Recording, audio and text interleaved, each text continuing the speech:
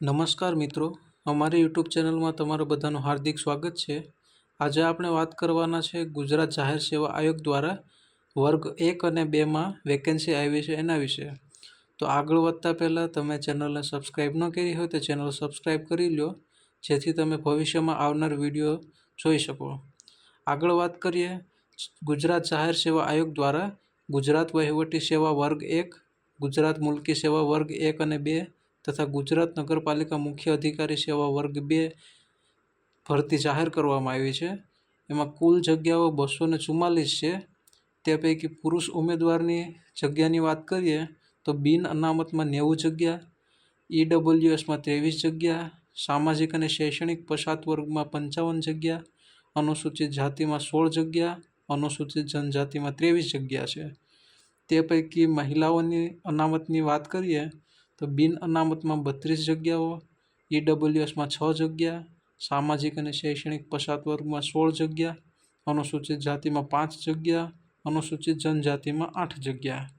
આવી રીતના કુલ 244 જગ્યા ઉપર ભરતી થવાની છે. તે પૈકી દિવ્યાંગ ઉમેદવાર માટે 48 જગ્યા ખાલી રાખવામાં આવી છે. માજી સૈનિક માટે 2 જગ્યા અનામત રાખવામાં આવેલી છે. આ ભરતીમાં તારીખ 7/3/2025ની બપોરે 1 કલાકથી લઈ ને તારીખ 23/3/2025 સુધીમાં રાત્રિના 11:59 સુધીમાં તમે ઓનલાઈન અરજી કરી શકો છો. તેની માટેની શૈક્ષણિક લાયકાત તમે કોઈપણ યુનિવર્સિટીમાંથી ગ્રેજ્યુએટ હોવા જોઈએ. તમે છેલ્લા સેમેસ્ટરમાં હોય તો પણ એક્ઝામ આપી શકો છો. એમાં પ્રિલિમ્સ પરીક્ષાની તારીખની વાત કરીએ તો 20/4/2025ના રોજ પ્રિલિમ પરીક્ષા લેવાવાની છે અને મુખ્ય પરીક્ષાની વાત કરીએ તારીખ 20, 21, 27 અને 28 સપ્ટેમ્બર 2025ના રોજ મુખ્ય લેખિત પરીક્ષા લેવાશે. ઉમેદવારોએ અરજી કરવા માટે ઓફિશિયલ વેબસાઇટ ઉપર જઈ અને ઓનલાઈન અરજી કરવાની રહેશે. ઓનલાઈન અરજી કરવા માટે ઓફિશિયલ વેબસાઇટની લિંક ડિસ્ક્રિપ્શન બોક્સમાં આપી દીધી છે, તો ત્યાં તમે જઈ અને ઓનલાઈન એપ્લિકેશન કરી શકો છો. ઉમેદવારોએ જાહેરાત ક્રમાંક અને જગ્યાનું નામ સ્પષ્ટ રીતે વાંચીને જે તે જાહેરાત માટે ઓનલાઈન એક જ અરજી કરવી. ઓનલાઈન અરજી કરતી વખતે તમામ વિગતો અરજીપત્રકમાં ભર્યા બાદ તે વિગતોની ખાતરી કરીને ત્યાર પછી જ અરજી કન્ફર્મ કરવાની રહેશે. અરજી કરતી વખતે જ ઉમેદવારે પોતાનો ફોટો અને સહી અપલોડ કરવામાં આવે તે સુનિશ્ચિત કરવું.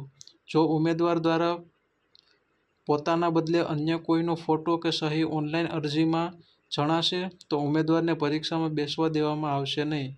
ઉમેદવારો દ્વારા કરવામાં આવતી ઓનલાઈન અરજી જાહેરાતના આખરી સમય સુધી એડિટેબલ છે.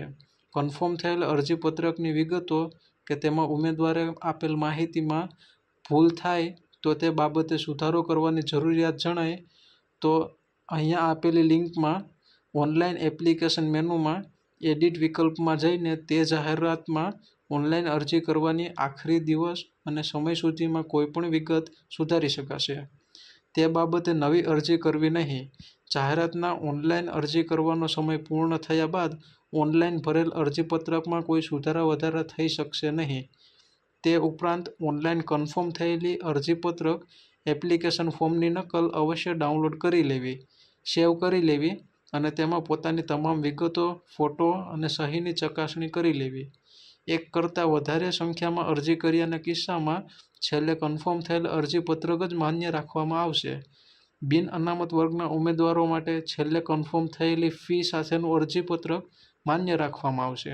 બિન અનામત વર્ગના ઉમેદવારો અરજી ફી પોસ્ટ ઓફિસમાં ચલણથી અથવા તો ઓનલાઈન પેમેન્ટ કરી શકશે.